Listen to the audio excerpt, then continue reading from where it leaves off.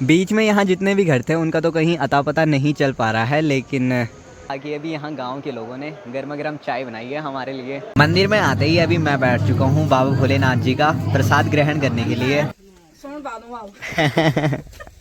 तो जी ये है सोन भादों वाला कलर, ये है हरा कलर, थोड़ा डार्क में है।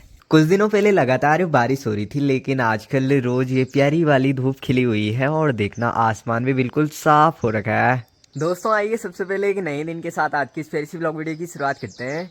नमस्ते और स्वागत है आपका एक और नई मजेदार ब्लॉग वीडियो में। देवभूमि उत्तराखंड के एक छोटे से जिले टेरी गढ़वाल के एक प्यारे से गाँव सेम बासर की इन हसीन वादियों से।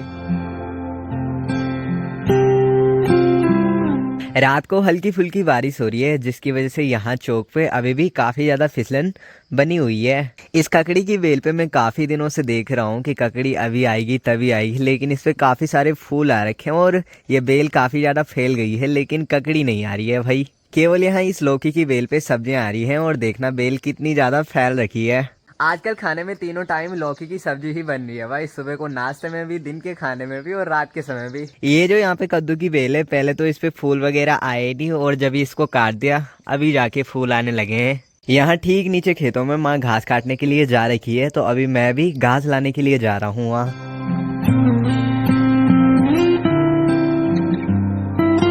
रास्ते में यहाँ इतनी ज्यादा फिसलन हो रखी है ना कि क्या ही कहना। वहाँ ठीक नीचे वाले खेत में माँ घास को काट रही है और अभी घास कटी नहीं है।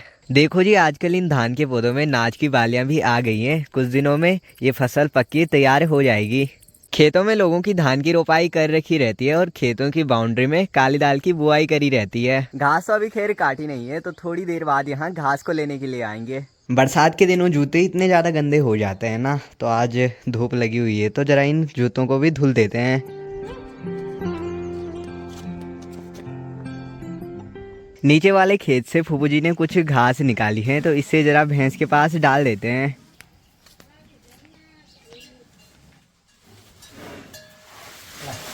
इसे अगर टाइम टाइम पे घास ना दो ना तो ये किल्ला ही निकाल देती है भाई। मैं इसे चाहे घास दूँ चाहे फिर पानी दूँ, मुझसे तो इसकी हमेशा दुश्मनी ही रहती है। लो हेलो फुर्गी।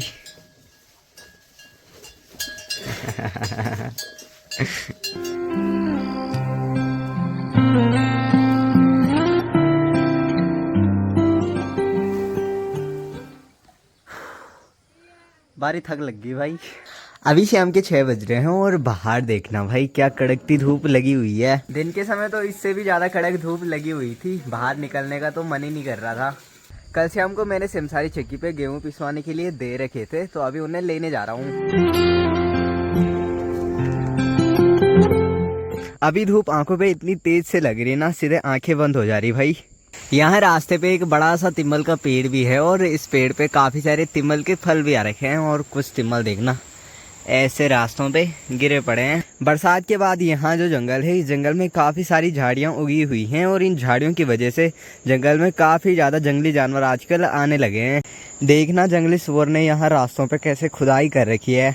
रास्तों पे ही इतनी तहस नहस कर रखी है, खेतों का तो फिर बुरा हाल कर लिया होगा जंगली सुअरों ने। रास्तों पे ही इतनी ज़्यादा तहस नहस कर रखी है, खेतों का फिर आप लोग सोच ही सकते हो।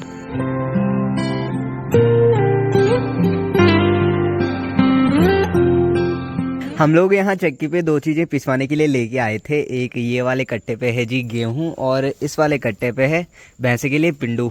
शहरों में नहीं रहते, शहरों में मोटे मोटे गेहूँ रहते हैं। क्या क्या नाम बताया आपने? मुंडरिया गेहूं। मुंडरिया गेहूँ।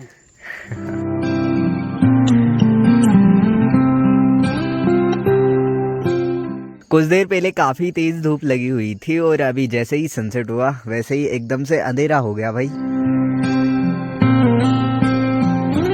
आज है जी इस वीडियो का एक नया दिन। अभी के समय बाहर तो कड़कती धूप लगी हुई है, लेकिन आसमान को देख के लग रहा है शाम के समय भयंकर बारिश होगी। अभी इस वक्त मैं जा रहा हूँ भेड़गांव बासर बासरी क्षेत्रपाल देवता जी के मंदिर में। यहीं पड़ोस में भैया जी लोगों का वहाँ पाठ का कार्यक्रम चल रहा था और आज पाठ का अंतिम दिन है, जिसकी वजह से गांव के सभी लोगों को आज वहाँ बुलावा दे रखा है। तो माँ भी जा रही हैं और साथ में ताई जी भी जा रही हैं। ताई जी लोगों का आजकल घर पे कलरिंग का काम लगा हुआ था। भैया जी की शादी की तैयारी जोरों शोरों से चल रही है ताई जी? वही कलर है काम वही पूरा। अच्छा अरे कलर को आओ हारो। तो जी ये है सोन भादों वाला कलर, ये है हरा कलर, थोड़ा डार्क में है। बैड़गांव मौसी जी भी जा रही हैं और मौसी जी देखो, मौसी जी डबा दोना डबा लेकर जाना। मैं गोटा भैंस के लिए भैंस के लिए। इन दिनों जो ये वाला रास्ता है, इस वाले रास्ते पे भी काफी ज्यादा झाड़ियां हो रखी हैं और रास्ते पे काफी ज्यादा फिसलन हो रखी है भाई। यहाँ इन खेतों में लोगों ने तोड़ दाल की बुआई कर रखी है और साथ ही में यहाँ पे कुछ नाज भी है। और ये है जी झंगोरू का पौधा, जिसपे कि आजकल ये झंगोरू आ रखा है, ये देखना।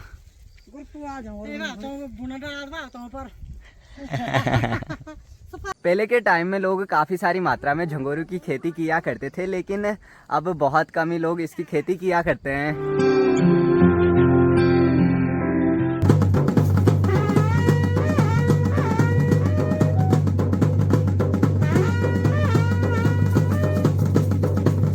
मंदिर में आते ही अभी मैं बैठ चुका हूँ बाबा भोलेनाथ जी का प्रसाद ग्रहण करने के लिए।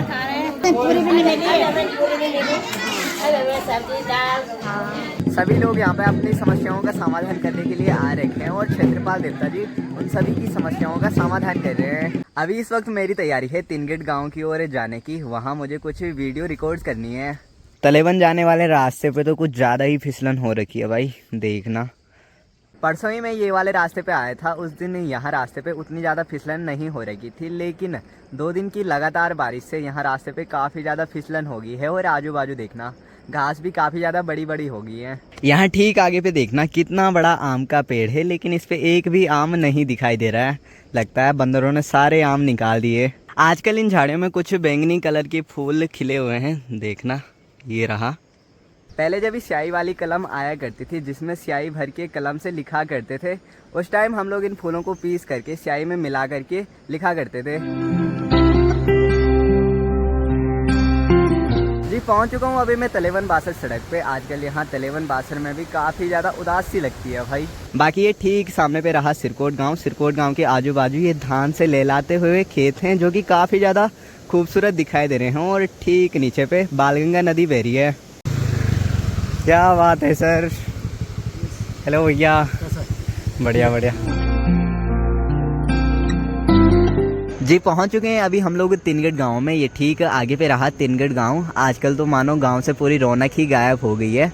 बाकी ठीक सामने तोली गांव में स्पीकर वगैरह बज रहे हैं, शायद वहां कुछ प्रोग्राम हो रहा होगा। देखो जी, मुझे दिखाई दिया है यहाँ पे एक बाण गद्दी कुत्ता, देखना कितना ज़्यादा खतरनाक लग रहा है भाई। यहाँ ठीक ऊपर पे लैंडस्लाइड हुआ था और लैंडस्लाइड की चपेट में काफ़ी सारे घर आ गए थे, जो कि अभी मलबे में पूरी तरह से दफन हो गए हैं। उन घरों का कहीं अता पता ही नहीं लग रहा है। और जो घर आजू बाजू में बने हुए थे, उनकी हालत कुछ ऐसी हो रखी है आजकल। यहाँ ये वाले घर का निचला हिस्सा तो पूरी तरह से मलबे में दफन हो गया है। निचले वाले हिस्से में पूरा मलमा भर गया है और जो ऊपर वाला हिस्सा है, इसकी भी पूरी हालत ख़राब हो गई है। देखना ठीक आगे पे तो पूरी तरह से टूट गया है। बीच में यहाँ जितने भी घर थे, उनका तो कहीं अता पता नहीं चल पा रहा है, लेकिन कुछ घर हैं जो कि भाई पूरी तरह से क्षतिग्रस्त हो गए हैं।